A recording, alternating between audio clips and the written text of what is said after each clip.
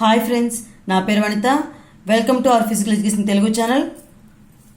And ఈరోజు మనకి కమిటీస్లో ఎన్ఎఫ్ఎస్సి ఒకటి, స్కూల్ గేమ్ ఫెడరేషన్ ఒకటి, ఆంధ్రప్రదేశ్ స్పోర్ట్స్ కౌన్సిల్ ఒకటి, ఎన్సిసి కోసం, ఏసీసీ కోసం ఈరోజు మన టాపిక్స్ చూద్దాం. ఓకేనా?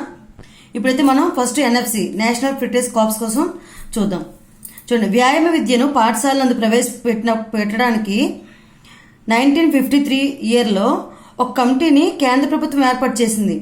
చూడండి, పాఠశాలలోకి వ్యాయామ విద్యను తీసుకురావడం కోసం 1953లో కేంద్ర ప్రభుత్వం ఒక కమిటీని ఏర్పరిచింది అనమాట. అదే committee Kunzru committee. Kunzru committee chairman ఎవరు? ఈయనే కుంజురు కమిటీ చైర్మన్ కుంజురు గారు. అండ్ ఈ కమిటీ ఆధ్వర్యంలో 4 సంవత్సరాలు చర్చలు జరిపారనమాట. ఎలా చేయాలి ఏంటి అని చేసి వ్యాయామ విద్యను ఏసీసీ మరియు ఎన్డిఎస్ సమ్మేళనం చేసి national programme of physical education అనే దాన్ని ఏర్పాటు చేశారనమాట. మనకు ఆల్రెడీ ఏసీసీ ఉంది కదా, ఆక్సిలరీ క్రెడిట్ క్రాప్స్, మళ్ళీ నేషనల్ ఫిట్నెస్ స్కీమ్ ఒకటి, డిసిప్లిన్ స్కీము. అయితే వీటిని రెండు కలిపి national programme of physical education కింద ఏర్పాటు చేశారనమాట. కేంద్ర విద్యాశాఖ ఆధ్వర్యంలో డిఫెన్స్ మంత్రిత్వ శాఖ మరియు వ్యాయామ విద్యాశాఖ కలిసి వ్యాయామ విద్యపై ఒక సిలబస్ స్టార్ట్ చేసింది అనమాట. చూడండి, వ్యాయామ విద్య సిలబస్ని ఎవరెవరు స్టార్ట్ చేశారంటే డిఫెన్స్ మంత్రిత్వ శాఖ, వ్యాయామ విద్యాశాఖ వారు కలిపి ఈ వ్యాయామ విద్య సిలబస్ అనేది స్టార్ట్ చేశారనమాట, ప్రవేశపెట్టారు. దేశంలోని అన్ని పాఠశాలలకి ఒకే సిలబస్ ఉండాలి అని చెప్పారనమాట. ఎందుకంటే అండి, కొంతమంది మహారాష్ట్రలో చదువుకుంటారు, అదే సంథింగ్ ఒక్కొక్కరు ఒక్కొక్క స్టేట్లో చదువుకుంటారు.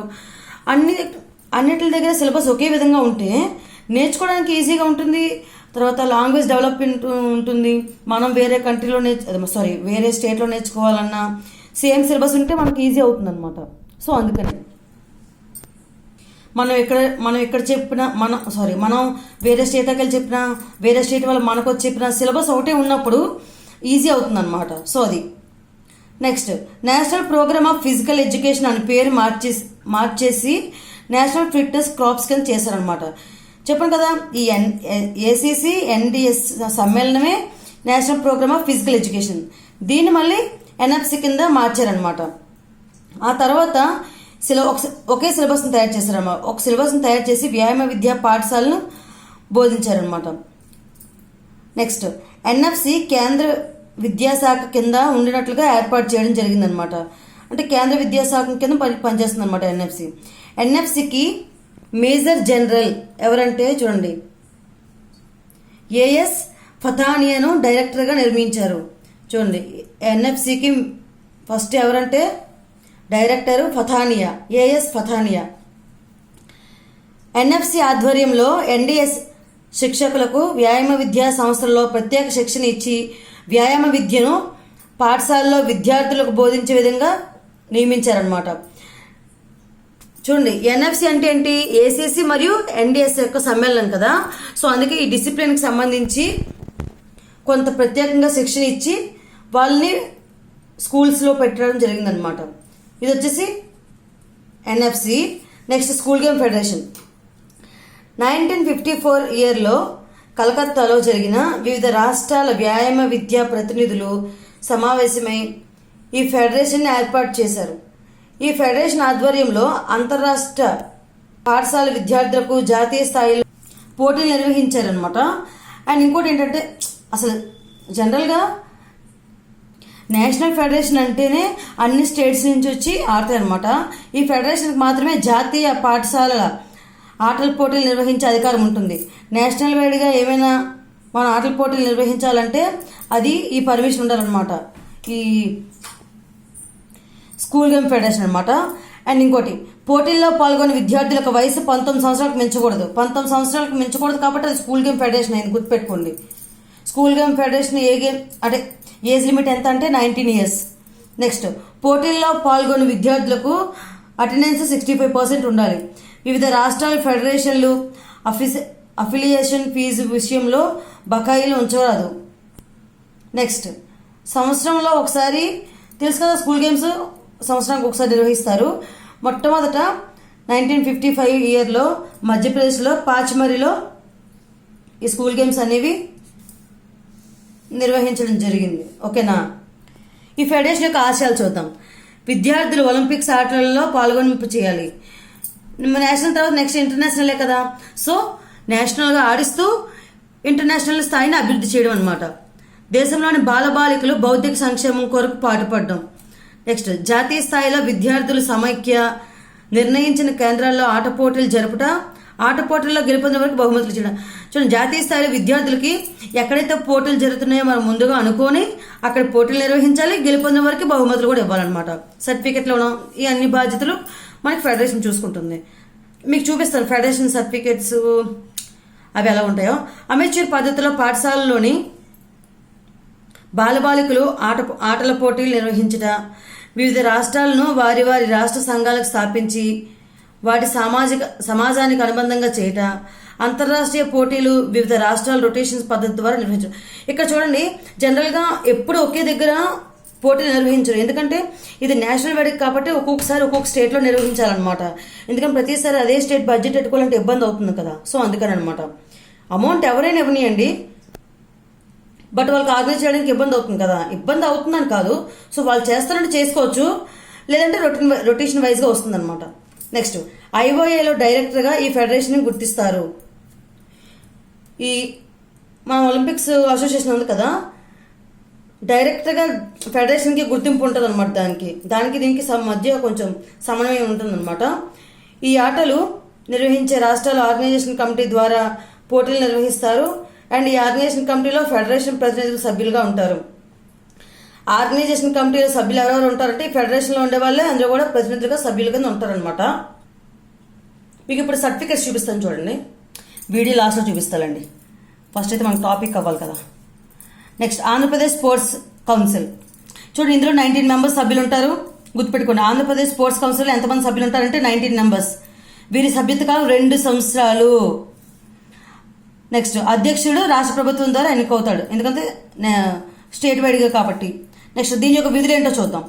సాధారణంగా రాష్ట్ర క్రీడా సంఘాలు సలహాలు ఇస్తుంది, అంటే ఎలా డెవలప్ చేయాలి, ఇంకేమైనా సంఘాలు నిర్వహించాలా, తక్కువ అవుతున్నాయా ఎక్కువ అవుతున్నాయా, ఎలా అభివృద్ధి చేయాలి అనేది దీనికి చెప్తుంది. అండ్ రాష్ట్రాల్లో వివిధ సంఘాలకు మరియు ప్రభుత్వానికి సంధానకర్తగా వహిస్తుంది. సంఘానికి ప్లస్ గవర్నమెంట్కి మధ్య సమన్వయకర్తగా ఉంటుందన్నమాట. క్రీడలు పెంపొందించే విషయంలో రాష్ట్ర ప్రభుత్వానికి సలహాలు ఇస్తుంది. జిల్లా మండల క్రీడల మధ్య పర్యవేక్షణ చేస్తుంది. నెక్స్ట్ ప్రభుత్వం ఇచ్చిన ఆజ్ఞలను పాటిస్తుంది. రాష్ట్ర క్రీడా సంఘాలను క్రీడా మండలికి అఫిలియేషన్ చేసుకొని వచ్చును. నెక్స్ట్ లక్ష్యాలు ఏంటంటే రాష్ట్రంలో క్రీడల అభివృద్ధి. ఇది ఆల్రెడీ ఏపీసీఎస్ కాబట్టి ఇందులో ఏంటంటే ఆంధ్రప్రదేశ్ స్పోర్ట్స్ కౌన్సిల్ కదా, సో ఆటోమేటిక్గా మనకు క్రీడల అభివృద్ధికి పాటుపడుతుంది అనమాట. క్రీడలను వ్యాప్తి చేయటకు రాష్ట్రంలో వివిధ క్రీడా సంఘాల యొక్క కార్యకలాపాలు సమన్వయపరుస్తుంది. రాష్ట్రంలో క్రీడలు బాగా అభివృద్ధి చెందుతున్నాయో లేదా ఎలా తెలుస్తుందంటే వివిధ క్రీడా సంఘాలు పరిశీలించి దాని మధ్య బాగుందా, అంటే కమ్యూనికేషన్ బాగుంది, ప్లేయర్స్ బాగా ఆడుతున్నారో అంటే ఆటోమేటిక్గా మనకి డెవలప్ అవుతుందంటే కదా స్పోర్ట్స్, సో అలా అనమాట. నెక్స్ట్ ఎన్సీసీని 1948 ఇయర్లోని స్టార్ట్ చేశారనమాట. ఎన్సీసీ అంటే గుర్తొచ్చింది 2010 అనమాట. 2010లో నాకు ఎన్సీసీలో బెస్ట్ కెడిట్ అవార్డు వచ్చిందనమాట. ఓకే, అండ్ ఇది డిఫెన్స్ మంత్రిత్వ శాఖ ఆధ్వర్యంలో పనిచేస్తుంది. ఈ స్కీమ్ పాఠశాలలో కాలేజీల్లో చదువుకున్న విద్యార్థులకు సీనియర్ విభాగాల్లోని ట్రైనింగ్ ఇవ్వబడుతుంది. చూడండి, ఈ స్కీము పాఠశాలలో కాలేజీల్లో చదువుకున్న విద్యార్థులకు సీనియర్స్ జూనియర్స్ విభాగాల్లో ట్రైనింగ్ ఇస్తారు. ఇక్కడ చూడండి, ఎన్సీసీలో ఏబిసి సర్టిఫికేట్స్ ఉంటాయి. వీళ్ళు సీనియర్స్, వీళ్ళు జూనియర్స్, వీళ్ళు సబ్ జూనియర్స్ అయిపోతారు ఏ వాళ్ళు వచ్చేసి. ఓకేనా. స్త్రీ పురుషుల్లో స్త్రీలము నాయకత్వం పెంపొందించడం దీని లక్ష్యం. అండ్ మీకు ఐడియా ఉందో లేదో, ఎన్సీసీలో డ్రిల్తో పాటు ఫైరింగ్ ఉంటుంది. ఓకేనా, మనకి రియల్ గన్స్ ఇస్తారు, ఫైరింగ్ ఉంటుంది, చాలా బాగుంటుంది. అండ్ నేను ఫైరింగ్ పేపర్ మీకు ఐడియా ఉందో లేదో, ఒక పొడవ పేపర్ ఉండి మధ్యలో చిన్న కన్నం ఉంటుందన్నమాట. వీటి పాయింట్స్ ఏమి ఉండవు. ఇది వచ్చేసి 3 సెంటీమీటర్స్ రౌండ్ ఉంటుంది. ఆ తర్వాత మళ్ళీ చిన్న బాక్స్ ఉంటుంది. 5 సెంటీమీటర్స్ లోపల ఒక చిన్న బాక్స్ ఉంటుంది. ఇది వచ్చి 3 సెంటీమీటర్స్ అనమాట. అండ్ ఫైరింగ్లో నేను స్టేట్ లెవెల్లో సెలెక్ట్ అయినప్పుడు నేను 3 సెంటీమీటర్లో కొట్టడం జరిగింది. అదనమాట. అంటే ఎన్సీసీ అని వచ్చింది కాబట్టి చెప్తున్నా, అంతకుమించి ఇంకేం లేదండి. అంటే ఏదంటే మనకు కాన్ఫిడెన్స్ పెంచుతుంది అనమాట ఎన్సీసీని. ఆల్రెడీ ఎవరైనా పీటీస్ కింద మీరు జాబ్ చేస్తున్నట్టయితే మీరు పిల్లలకి ఎన్సీసీలో బాగా ఎంకరేజ్ చేస్తూ ఉండండి అనమాట. ఇది నా సజెషన్. ఎందుకు అంటే బాగుంటుంది, ఎందుకంటే నేను లైవ్ ఎక్స్పీరియన్స్ కాబట్టి, నేను చేశాను కాబట్టి కమ్యూనికేషన్ స్కిల్స్ డెవలప్ అవుతాయి, కల్చరల్ యాక్టివిటీస్ డెవలప్ అవుతాయి, లాంగ్వేజ్ డెవలప్ అవుతుంది పిల్లలకి, ఎక్కడైనా మాట్లాడగలే ధైర్యం వస్తుంది వాళ్ళకి. అదనమాట. దేశభక్తిని పెంపొందిస్తారు. శక్తివంతమైన అధికారులను దేశం కొరకు తయారు చేయటం దీని లక్ష్యం అనమాట. ఓకేనా? చూడండి, ఎన్సీసీ కోసం వచ్చింది కాబట్టి టాపిక్, నా ఎన్సీసీ సర్టిఫికేట్ మీకు చూపిస్తున్నాను నేను. 10 అని చెప్పాను కదా, 2008లో నాకు బెస్ట్ కెడిట్ అవార్డు వచ్చిందనమాట ఎన్సీసీలో. చాలామంది చేసే ఉంటారు పీఈటీలు. ఇలా ఉంటుంది, ఇండియా మ్యాప్ ఉండి ఎన్సీసీ సర్టిఫికేట్. అండ్ ఇందాక మీకు చెప్పాను కదా, స్కూల్ గేమ్ ఫెడరేషన్ సర్టిఫికేట్ ఇలా ఉంటుంది చూడండి, ఇలా. అండ్ చూడండి, ఎన్ఐఎస్ సర్టిఫికేట్ ఇలా ఉంటుంది. Netaji Subhash national institute of sports Patiala ఇలా ఉంటుంది. చూడు, sports authority of India Sai కదా తీసుకుంది ఇప్పుడు మనకి. సో అలా అనమాట. నెక్స్ట్ ఇది నా నేషనల్ సర్టిఫికేట్ అనమాట. వాలీబాల్ పైకా ఇలా ఉంటుంది సింబల్, పైకా సింబల్ కదా, సో ఇలా ఉంటుంది. పంచాయతీ యు క్రీడా ఔర్ ఖేల్ అభియాన్ ఇలా. ఇది వచ్చేసి పార్టిసిపేషన్, ఇది వచ్చేసి మెరిట్ అనమాట. ఓకేనా? ఇప్పుడు ఎక్కువైంది, ఇప్పుడైతే మనం టాపిక్లోకి వెళ్ళిపోదాం. ఎప్పుడైనా వీలున్నప్పుడు అవి మీకు చూపిస్తా. అండ్ ఇంట్రెస్ట్ ఉంటే కామెంట్స్లో చెప్పండి, ట్రై చేద్దాం, లేదంటే లేదు. నెక్స్ట్ ఏసీసీ అంటే ఎక్సిలరీ క్యాడెట్ క్రాప్స్. ఇది 1952లో స్టార్ట్ చేశారు ఇది. అండ్ నెక్స్ట్ ఏసీసీ అంటే మోటో ఏంటంటే దేశానికి సేవ చేయడం, సర్వ్ టు ద కంట్రీ. మర్చిపోద్దు, ఏసీసీ యొక్క లక్ష్యం ఏంటి, మోటో ఏంటి అంటే సర్వ్ టు ద కంట్రీ, దేశానికి సేవ చేయు.